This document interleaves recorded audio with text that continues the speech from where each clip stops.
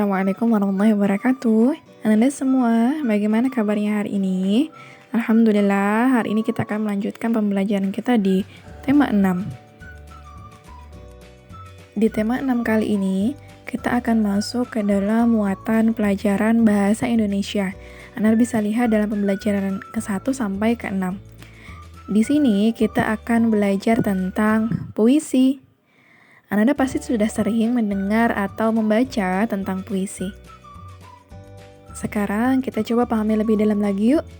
Puisi merupakan karya sastra yang berisi curahan perasaan penyair tentang apa yang dirasa dan dipikirkan menggunakan kata-kata. Pengarang puisi ini biasanya disebut dengan penyair.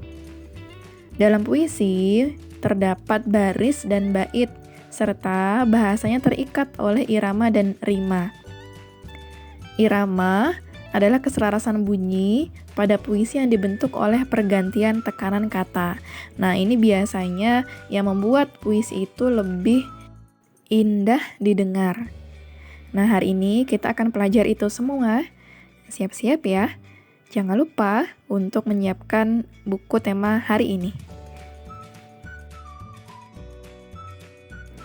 Yang pertama adalah baris. Baris adalah bagian yang terbentuk dari kumpulan kata-kata. Nah, coba kita perhatikan kira-kira ada berapa baris dalam potongan puisi ini. Ternyata di sini terdapat beberapa baris. Yang pertama, suara indah alat musik. Ini masuk ke dalam baris pertama. Kemudian, alunannya tenang mendayu. Ini masuk ke dalam baris kedua. Selanjutnya, seakan selalu berbisik. Ini masuk ke dalam baris ketiga. Dan yang terakhir, aku selalu ada untukmu. Nah, ini masuk ke dalam baris keempat, sehingga jumlah barisnya terdapat 4 baris. Selanjutnya adalah bait. Bait adalah kumpulan dari baris-baris puisi. Nah, tadi kita sudah mengetahui ada 4 baris ya di dalam potongan puisi ini. Nah, dari keempat baris ini berkumpul menjadi satu, maka disebut sebagai bait. Nah, dari 4 baris ini menghasilkan 1 bait. Nah, biasanya di dalam puisi terdapat beberapa bait puisi. Selanjutnya, yang ketiga adalah rima. Rima adalah bunyi vokal akhir pada puisi.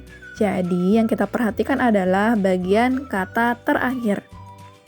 Kita coba lihat contohnya. Baris yang pertama, suara indah alat musik. Nah, di kata musik memiliki huruf vokal akhir I. Lalu, baris kedua, alunannya tenang mendayu. Di kata mendayu memiliki huruf vokal akhir U. Di baris yang ketiga, seakan selalu berbisik. Nah, di kata berbisik memiliki huruf vokal akhir I. Dan di baris yang keempat, aku selalu ada untukmu memiliki kata terakhir untukmu yang memiliki huruf vokal akhir U. Sehingga di sini kita bisa lihat bahwa memiliki kata akhir I, U, I, U. Nah, huruf I, U, disebut juga sebagai pola rima AB, AB. Nah, sekarang coba kita perhatikan contoh puisi tersebut. Kita akan menjawab soal yang terdapat di samping puisi. Apa judul puisi tersebut? Nah, judul ini terdapat di bagian atas ya, yaitu Cita-Citaku. Siapa pengarang puisi tersebut? Pengarangnya adalah karya Angelika. Lalu, berapa bait puisi tersebut? Nah, kita hitung ya. Ternyata ada 1, 2, 3. Ada 3 bait puisi. Apa rima dari puisi tersebut? Nah, rima dari bait yang pertama adalah AB, AB. Pada bait kedua ada AB, AB. Dan bait yang ketiga adalah AA, BB. Selanjutnya, kita akan mempelajari jenis-jenis rima.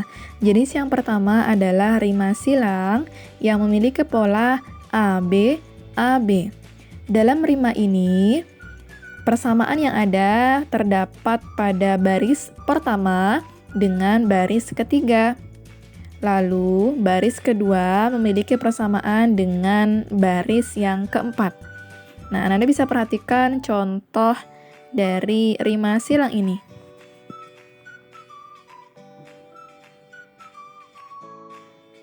Yang kedua adalah rima peluk memiliki pola AB, BA.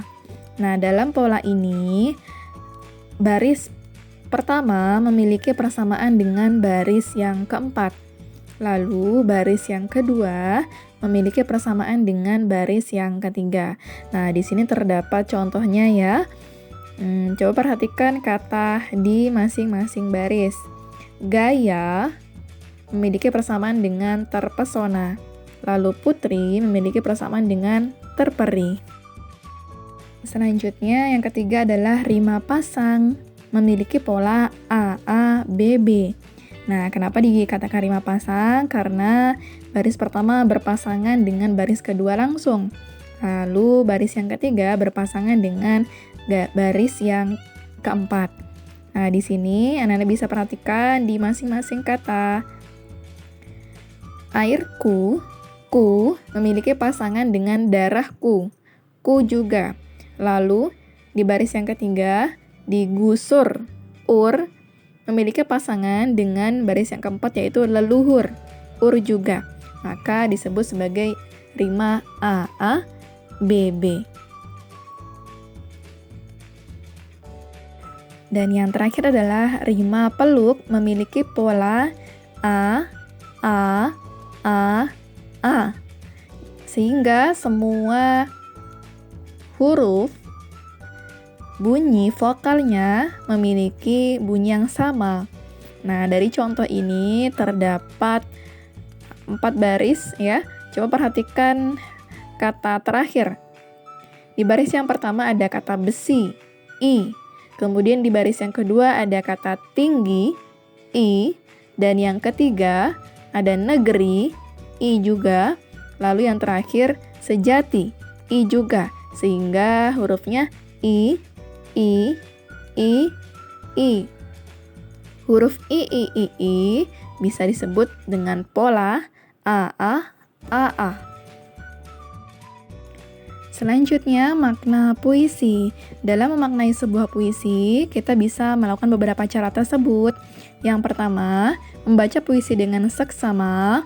Kemudian yang kedua, membaca setiap baris dalam bait-bait puisi dengan cermat ya. Yang ketiga adalah mencatat kira-kira apa saja sih hal pokok yang disampaikan. Lalu yang keempat adalah menyusun catatan dari yang kita baca menjadi sebuah tulisan dengan bahasa kita sendiri.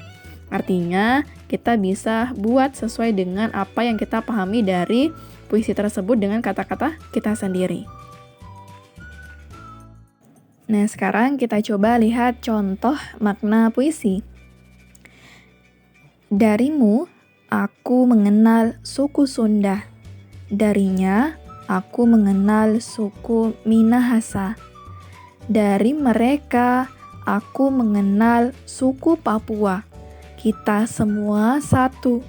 Kita orang Indonesia. Makna puisi tersebut adalah, meskipun berasal dari suku yang berbeda, semua orang menyebut diri mereka orang Indonesia. Nah, dari bahasanya kita bisa membuat dengan bahasa sendiri kita, bukan? Sehingga ini akan lebih mudah dan bisa menyesuaikan dengan pemahaman kita. Sampai di sini Ananda sudah cukup paham? Jika ada yang ingin ditanyakan, bisa langsung bertanya kepada Ustazah ya. Nah, latihan kita hari ini adalah silakan membaca puisi pada halaman 31, lalu kerjakan soal pada nomor 1 sampai dengan nomor 6. Kemudian yang kedua, bacalah puisi pada halaman 42, lalu kerjakan tabel makna puisi di halaman 43 dan 44. Semangat! Pagiku cerahku, matahari bersinar, ku gendong tas merahku di pundak. Selamat pagi semua, ku nantikan dirimu di depan kelasmu, menantikan kami. Guruku tersayang, guru tercinta, tanpamu apa jadinya aku? Tak bisa baca tulis